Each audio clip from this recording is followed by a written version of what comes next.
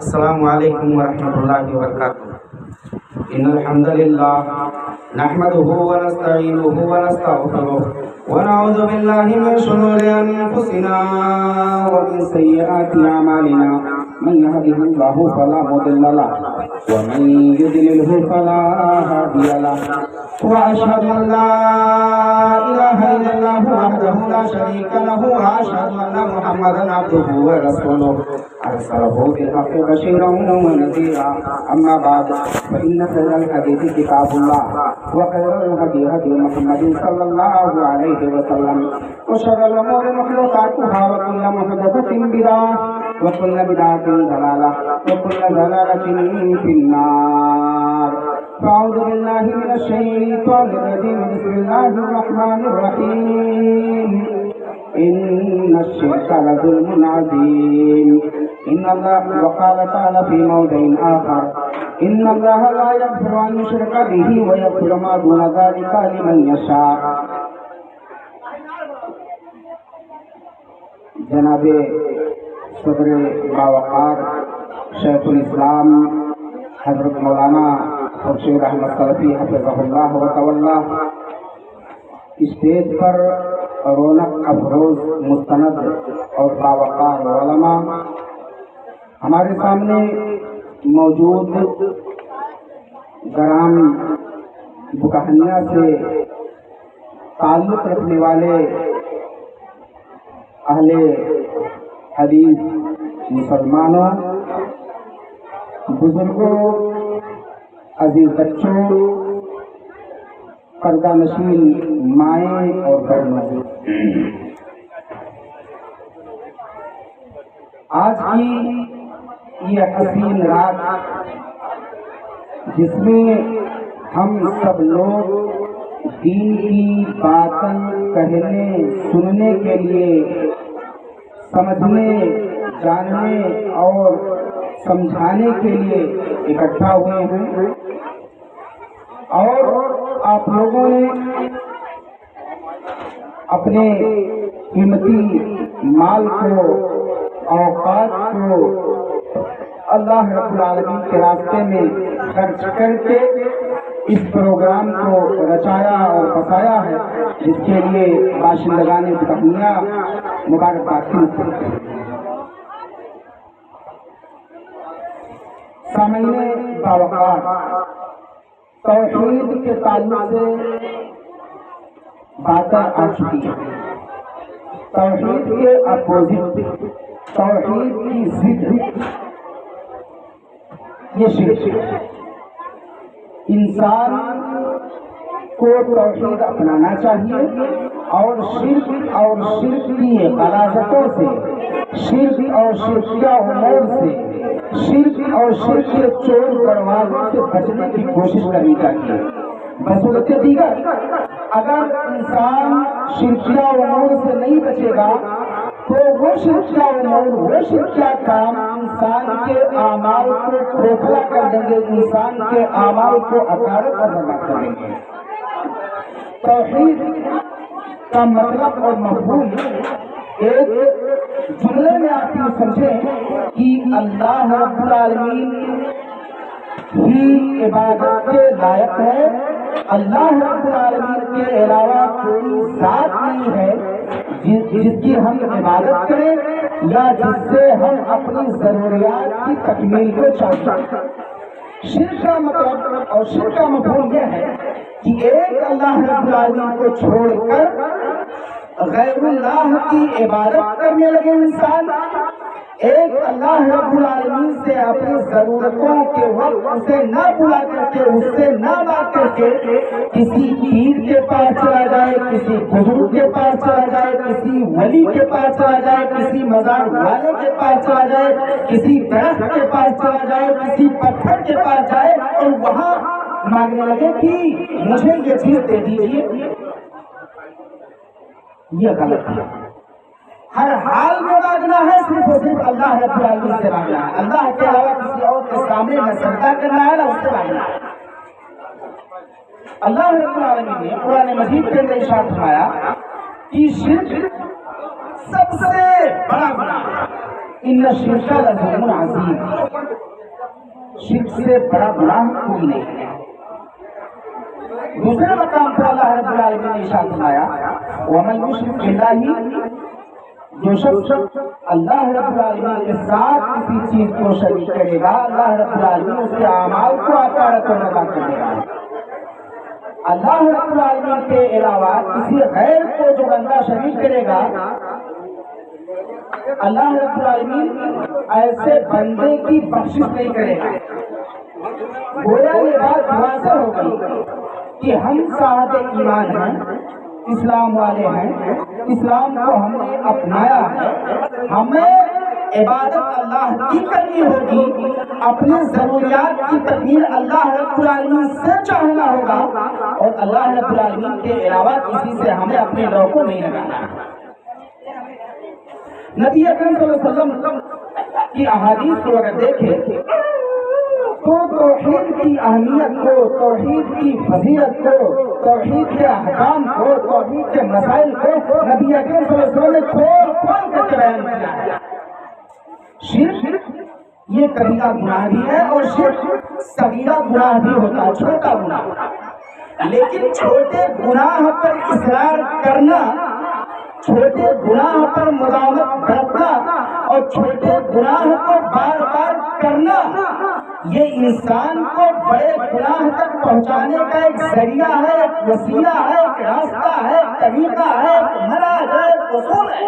اس لیے انسان جہاں بڑے گناہوں سے بچنے کی کوشش کرتا ہے وہاں تمام تر چھوٹے گناہوں سے بچنے کی وہ کوشش کرے، تب اس کی زندگی کامیاب ہے۔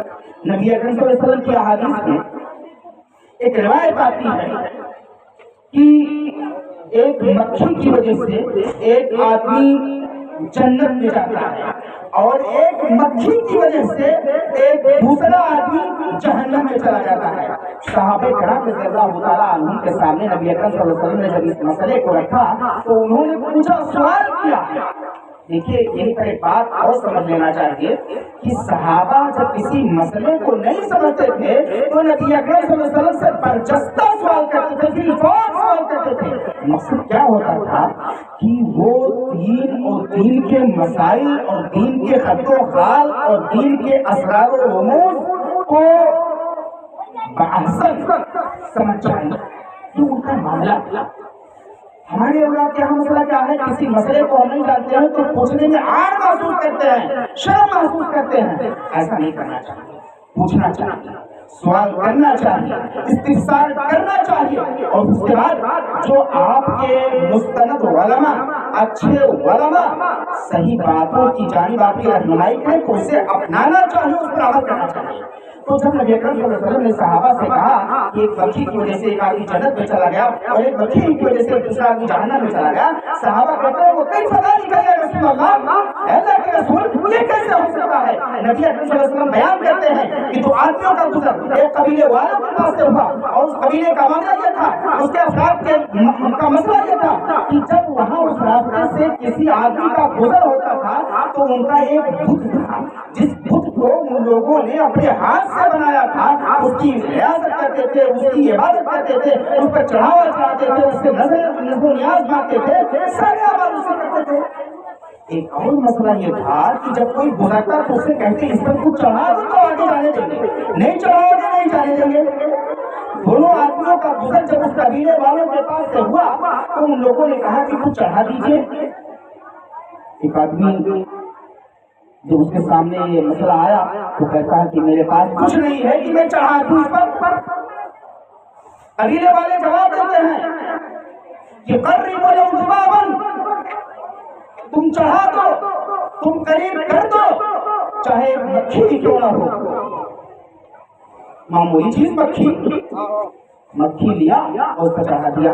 اس مکھی چڑھانے کی وجہ سے، اس شرکیہ عمل کو کر دینے کی وجہ سے اللہ رب العالمین کا غضب نازل ہوتا ہے، اللہ رب العالمین ناراض ہوتا ہے اور آدمی کا ٹھکانہ جہنم میں جاتا ہے۔ دوسرے آدمی سے کہا گیا کہ قرب، اس کا جواب سنیے، اس کا جواب اہل ایمان کا جواب تھا، اہل اسلام کا جواب تھا، موحد کا جواب تھا، ایک اللہ والے کا جواب تھا۔ اس نے کہا کہ ما کنتو لأحد لأقرب شيئا دون اللہ عز وجل. جناب تم لوگ کہتے ہو کہ اس پر میں کچھ چڑھاؤں، سنو اور تم کان کھول کر کے سن لو کہ میں اللہ کے علاوہ، اللہ کی رضا کے علاوہ کہیں پر کوئی چیز نہیں چڑھا سکتا ہوں. اس کے گردن کو مار دیا جاتا ہے.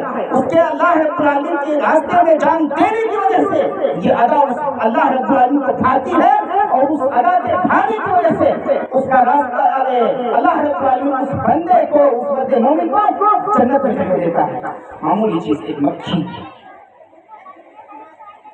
ایک دھکا چڑھانے کی وجہ سے ایک شخص جہنم گیا اور دوسرا شخص نہیں چڑھایا، اپنی جان کو جان آفرین کے حوالے کر دیا، جس کی وجہ سے اللہ رب العالمین اسے جنت میں جگہ دیتا ہے. یہ ہے موحد کی پہچان، اور یہ ہے شرک کی تباہ کاری، اور یہ ہے شرک کی بربادی.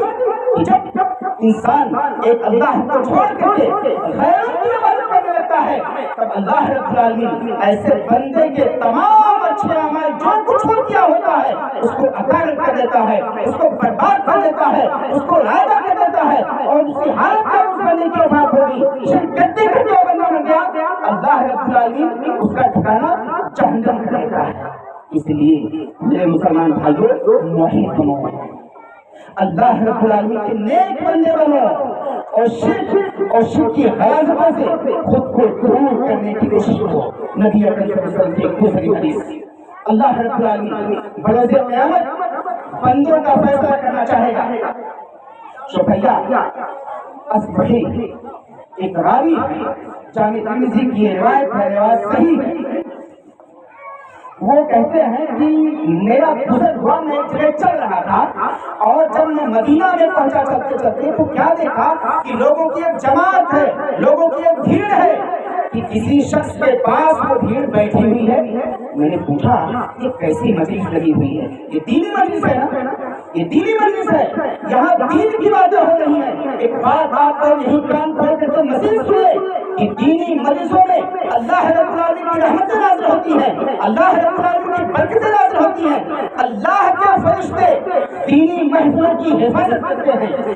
شفیع اصبحی یہ کہتے ہیں کہ جب میں نے دیکھا کہ مجلس لگی ہوئی ہے، ایک آدمی کچھ کہہ رہا ہے، لوگ اس کے قریب بیٹھ کر کے اس کی باتیں سن رہے ہیں، تو میں نے لوگوں سے پوچھا یہ کون ہے اور کیا باتیں کر رہے ہیں؟ مجھے بتلایا گیا کہ یہ جناب ابو ہریرہ رضی اللہ تعالیٰ عنہ ہیں، نبی اکرم صلی اللہ علیہ وسلم کے جلیل القدر صحابی، اور وہ دین کی باتیں کر رہے ہیں، حدیث سکھا رہے ہیں لوگوں کو، حدیث کی باتیں کر رہے ہیں. میں بھی وہاں بیٹھ گیا.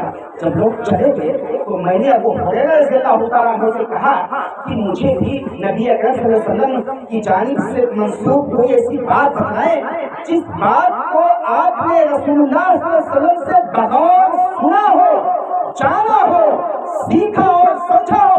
جو باتیں بتا دیں. جناب ابو ہریرہ رضی اللہ تعالیٰ عنہ بار بار جیسے بتانے چلتے ہیں بے ہوش پڑ جاتے ہیں. راوی کہتے ہیں شفیع اصبحی کہ میں وہاں موجود تھا، ابو ہریرہ رضی اللہ تعالیٰ عنہ کو سہارا دیتا تھا.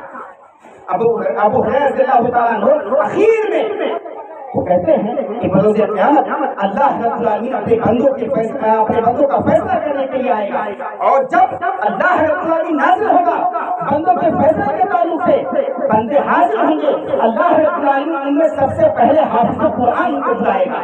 حافظ قرآن، ہمارا بچہ حافظ قرآن کا حفظ کرتا ہے، ہم بڑے خوش ہوتے ہیں. لیکن وہی قرآن اگر ہمارا بچہ اس قرآن کے مخالف عمل کرے تو جس طرح سے عمل کرنے کے بعد وہ بچہ ہمارے لیے جنت میں جانے کا ایک سبب اور وسیلہ بن سکتا ہے، اس کے قرآن پر عمل نہ کرنے کی وجہ سے وہی ہمارا بچہ، وہی ہمارا لاڈلا، وہی اپنے نوجوان، وہی اپنے ہیرو آپ کو قرآن کے مطابق عمل نہ کرنے کی وجہ سے جہنم میں بھی پہنچا سکتا ہے. تو اللہ رب العالمین سب سے پہلے حافظ قرآن کو بلائے گا، پھر اس کے بعد مجاہد فی سبیل اللہ کو بلائے گا. مجاہد فی سبیل اللہ کا مطلب کیا ہے کہ جو شخص اللہ رب العالمین کی دین کے لیے، اللہ رب العالمین کی رضا کے لیے غزوہ کرتے کرتے، جہاد کرتے کرتے اپنی جان کو اللہ رب العالمین کے حوالے کر دیا، جان آفرین کے حوالے کر دیا. دوسرے نمبر پر اس کو لایا جائے گا. تیسرے نمبر پر ایک ایسے مالدار بلایا جائے گا جس کے پاس مال و دولت کی ریل ہوگی، بڑے سارے مال ہوں گے، اور وہ اس مال کو اللہ رب العالمین کے راستے میں خوب خرچ کیا ہوگا۔ لیکن اللہ رب العالمین جب دینوں کو بلائے گا تو دینوں سے کیا سوال کرے گا؟ سوال سنیں، آسان سوال۔ حافظ قرآن سے کہے گا کیا میں نے اللہ اس کے رسول کی بات تب تک نہیں پہنچائی تھی؟ وہ جناب کہیں گے، حافظ قرآن کہیں گے بلا یا رسول، بلا یا اللہ، اللہ رب العالمین سچ کہہ رہا ہے، تیری باتیں میں نے سیکھا، تیرے رسول کی باتیں میں نے سیکھا، اور جو کچھ میں نے سیکھا اس کے مطابق عمل کیا۔ میں نے قرآن کو سیکھا، میں نے حدیث کو سیکھا، سب کچھ سیکھنے کے بعد میں اس کے مطابق عمل کیا۔ اللہ رب العالمین کہے گا، اللہ رب العالمین دلوں کے خیر کو جانتا ہے، ہم جو کچھ کر چکے ہیں، کر رہے ہیں، سب کچھ اللہ رب العالمین جانتا ہے۔ جو کچھ کرنا چاہتے ہیں، جن کے اندر امنگیں آتی ہیں، یہ اللہ رب العالمین جانتا ہے۔ جناب سنو، تم نے قرآن کا حفظ کیا تھا وہاں اس لیے کہ تمہیں دنیا کے اندر قاری قرآن کہا جائے، حافظ قرآن کہا جائے، سب کہہ دیا گیا۔ دنیا والوں نے تیری توقیر اور تعظیم کر ڈالی ہے، اب تجھ پر میری سخت گرفت ہے، اور اللہ رب العالمین اسے الگ کر دے گا۔ دوسرے نمبر پر مجاہد فی سبیل اللہ کو بلایا جائے گا، وہ آئے گا، وہ کہے گا، اللہ رب العالمین اس سے سوال کرے گا، استفسارات کے بعد وہ کہے گا اللہ رب العالمین میں نے تیرے دین کو سمجھا، تیرے علم کو سمجھا، سب کو سمجھنے کے بعد میں تیرے راستے میں جہاد کرتے کرتے اپنی جان کو جانے آخر کے حوالے کر دیا تھا۔ اللہ رب العالمین کہے گا جناب تم جھوٹے ہو، سچے نہیں ہو، تم نے جہاد اس لیے کیا تھا کہ دنیا کے اندر تجھے غازی کہا گئے، تم نے جہاد اس لیے کیا تھا کہ دنیا کے اندر تمہیں مجاہد کہا گئے، سب کہہ دیا گیا، دنیا والوں نے تیری تعظیم کر دی، دنیا والوں نے تیری تقریر کر دی، اب تجھ پر میری گرفت ہے۔ تیسرے نمبر پر مال والے کو بلایا جائے گا، وہ مال والا کہے گا، اسے سوال استفسار ہوگا، اللہ رب العالمین سے کہے گا اللہ رب العالمین تمہیں مال دیا تھا، یقیناً دیا تھا، تیرے مال کو تیرے راستے میں ہم نے خوب خرچ کیا تھا، خوب اٹھایا تھا۔ اللہ رب العالمین کہے گا تو مال خرچ کرتا تھا لیکن تیری نیت صاف نہیں تھی، تو ریاکار تھا، تو مکار تھا، تو اس لیے مال خرچ کرتا تھا تاکہ دنیا کے اندر تجھے کہا جائے کہ تو حاتم طائی ہے، دنیا کے اندر تجھے کہا جائے تو بڑا سخی ہے، دنیا کے اندر تجھے کہا جائے تو بڑا فیاض ہے، دنیا کے اندر تجھے کہا جائے کہ تو بڑا کے راستے میں دینے والا ہے۔ تیری نیت صاف نہیں تھی، اس میں ریاکاری تھی، اس میں مکاری تھی، اور دنیا والوں نے تیری تعظیم اور تقدیم کر دی ہے۔ اس ریاکاری کی وجہ سے، تینوں کی ریاکاری کی وجہ سے اللہ رب العالمین حکم دے گا فرشتوں کو کہ تینوں کو گھسیٹ کر کے جہنم میں ڈال دو۔ یہ ریاکاری ہے، یہ شرک ہے۔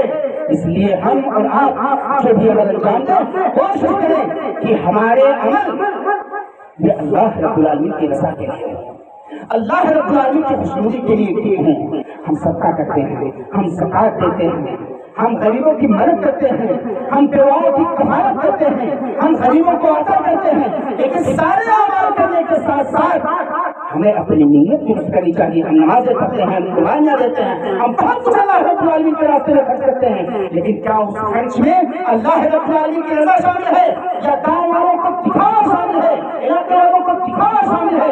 اس پر ہمیں اور آپ کو ناراضگی ہوگی۔ توحید کی فضیلت کے تعلق سے ایک بات، آخری بات، نبی اکرم صلی اللہ علیہ وسلم کی حدیث ہے کہ اللہ رب العالمین جب بندوں کا فیصلہ کرنے کے لیے نازل ہوگا تو سرے فہرست ایک ایسے شخص کو بلایا جائے گا جس کے پاس بہت گناہ ہوں گے، نیکیاں نہیں، نیکیاں نہیں، 99 گناہ ہوگا، رجسٹر ہوگا، ایک تو نہیں، 4 6 نہیں، 10 20 نہیں، 99 گناہ ہوگا، رجسٹر ہوگا، اور ہر رجسٹر کا معاملہ کیا ہوگا کہ انسان یہاں سے جہاں تک دیکھتا ہے، جہاں تک اس کی نظریں کام کرتی ہیں، ہر ایک رجسٹر کی وسعت، ہر ایک رجسٹر کی لمبائی اور چوڑائی وہاں تک ہوگی جہاں تک انسان دیکھتا ہے، اور سارے رجسٹر کے اندر بندے کے گناہ کو اللہ رب العالمین لکھا ہوگا، بندے کے گناہ کو نوٹ کروایا ہوگا۔ اللہ رب العالمین اس آدمی کو بلایا جائے گا، سر فہرست وہ آدمی آئے گا، اللہ رب العالمین سے مخاطب ہوگا، کہے گا میرے بندے یہ تیرے اعمال ہیں؟ بندہ کہے گا جی ہاں۔ اللہ رب العالمین یہ میرے اعمال ہیں۔ اللہ رب العالمین کہے گا کیا کسی عمل کا تو انکار کر رہا ہے؟ بندہ کہے گا اللہ رب العالمین کسی عمل کا میں انکار نہیں کر رہا ہوں، سارے اعمال میں نے کیا ہے، یہ ساری غلطیاں میں نے کر ڈالی ہیں، یہ سارے غلط اعمال مجھ سے سرزد ہوئے ہیں۔ بندہ بہت واضح انداز سے کہے گا اللہ رب العالمین ایک سوال اور کرے گا کہ کیا تو میرے فرشتوں کے تعلق سے یہ ایمان رکھتا ہے کہ میرے فرشتوں نے جو کچھ لکھا ہے صحیح اور سچ لکھا ہے، یا تم پر ظلم کیا ہے، کیا تیرا کہنا ہے؟ اللہ کہے گا اللہ رب العالمین میرے فرشتوں نے کوئی ظلم نہیں کیا ہے، سارے اعمال ہمارے ہیں، دنیا کے بڑے چھوٹے چھوٹے اور بڑے بڑے گناہ جو کچھ میں نے کیے تھے آپ کے فرشتوں نے بلا ظلم و چھوڑ کے سب کچھ میرے رجسٹر میں ٹائپ کر دیا ہے۔ اللہ رب العالمین میں نے واقعی سب کچھ کیا ہے۔ اللہ رب العالمین کہے گا کیا تیرے پاس کوئی نیکی ہے؟ بندہ کہے گا اے اللہ رب العالمین میرے پاس کوئی نیکی نہیں ہے، یہ سارے چھڑائی میں نے کر ڈالے ہیں۔ اللہ رب العالمین ایک کتابہ نکالے گا، ایک چھوٹا سا کاغذ، اور اس چھوٹے سے کاغذ پر کیا لکھا ہوگا؟ اشہد ان لا الہ الا اللہ وان محمدا عبدہ ورسولہ، لکھا ہوگا کہ میں گواہی دیتا ہوں اللہ کے علاوہ کوئی دوسرا پوری کائنات کے اندر عبادت کے لائق نہیں ہے، عبادت کا مقام اللہ رب العالمین کا مقام ہے، عبادت کے لائق اللہ رب العالمین کی ذات ہے، اس کے علاوہ کوئی اور ذات نہیں ہے۔ بندہ سارے چھڑائی کرنے کے ساتھ ساتھ اللہ رب العالمین پر اس کا ایمان پختہ تھا، اس طرح بھی کیا تھا، چوری بھی کیا تھا، ڈکیتی بھی کیا تھا، سارے چھڑائی تھے، لیکن یہ سارے عمل کرنے کے ساتھ ساتھ اللہ رب العالمین سے خوف کھاتا تھا کبھی نہ کبھی، اور اللہ رب العالمین کی وحدانیت، اس کی الوہیت، اس کی ربوبیت کا انکار کرتا تھا، اس کے بہترین انعام اور اس کے بہترین اوصاف کا اسے ایمان تھا۔ اس کی وجہ سے اللہ رب العالمین اس کو ایک بتاتا دے گا، کاغذ کا ایک ٹکڑا دے گا، تو وہ آدمی اس بات سے مبہوت آدمی 99 گناہوں کا رجسٹر اور ایک چھوٹا سا کاغذ پائے گا، کیا سمجھے گا؟ بندہ کہے گا اے اللہ رب العالمین ان 99 گناہوں کے رجسٹروں کے سامنے اس چھوٹے سے کاغذ کی کیا حیثیت ہے؟ اللہ رب العالمین کہے گا اے میرے پیارے بندے تو اس کاغذ کو لے اور وہاں جا، جب تیرے اعمال کو تولا جائے گا، میزان لگے گا اور ترازو کے پلڑے میں 99 گناہوں کا رجسٹر رکھ دیا جائے گا، تو تو چھوٹے سے کاغذ کو ترازو کے دوسرے پلڑے میں رکھا جائے گا۔ حدیث کا الفاظ ہے فتح شخص کہ جب میزان لگتا ہے 99 گناہوں کا رجسٹر ترازو کے ایک پلڑے میں، اور وہ کھپاتا جو اللہ رب العالمین جس پر لا الہ الا اللہ محمد رسول اللہ لکھا ہوتا ہے، ترازو کے دوسرے پلڑے میں بنا رکھتا ہے، ترازو کا دوسرا پلڑا وزنی ہو جاتا ہے اور 99 گناہوں کا رجسٹر ہلکا ہو کر ٹوٹ جاتا ہے۔ اس بندے کی اس ایک عطا کی وجہ سے اللہ رب العالمین اپنے اس بندے کو جنت میں داخل کرتا ہے۔ میرے بھائیوں، بزرگوں، دوستوں، میری مائیں اور بہنوں، بچوں، آپ لوگ توحید کو پہچانے، توحید پر عمل کرنے والے بنے، اور شرک کی غلاظتوں سے اپنے آپ کو دور کرنے والے بنے۔ ایسے اعمال جس سے آپ شرک اور شرک کے دیگر اعمال میں واقع ہو سکتے ہوں تو اسے پرہیز کرنے کی کوشش کریں، چاہے وہ تعویذ کا معاملہ ہو، چاہے گنڈے کا معاملہ ہو، چاہے جھاڑ پھونک کا معاملہ ہو، یا کسی مزار کے پاس جانے آنے کا معاملہ ہو، کسی قبر والے کے پاس جانے آنے کا معاملہ ہو، کسی دیوی دیوتا کے پاس جانے آنے کا معاملہ ہو، کسی درخت کے پاس جانے آنے کا معاملہ ہو، کسی پتھر کو مورتی بنا کر پوجنے کا معاملہ ہو، اس سے احتراز کرے، ایک اللہ رب العالمین کی عبادت کی رنجو ہے، ایک اللہ رب العالمین کو خود سمجھے اور اس کے علاوہ دنیا کی تمام چیزوں کو خیر سمجھے۔ اللہ تعالیٰ ہم تمام لوگوں کو توفیق دے، آمین۔ وآخر دعوانا الحمد للہ رب العالمین، والسلام علیکم ورحمۃ اللہ وبرکاتہ۔ جزاک اللہ خیر، ماشاء اللہ۔ ابھی تک آپ لوگ شرک اور اس کی برائیوں پر تقریر سن رہے تھے۔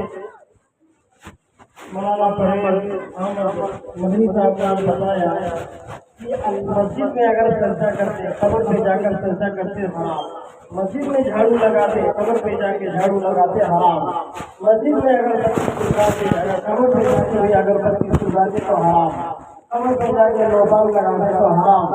اور یہاں ہمارے یہاں ایسے پڑے ہیں کہ پوری زندگی نہ آزار کی تو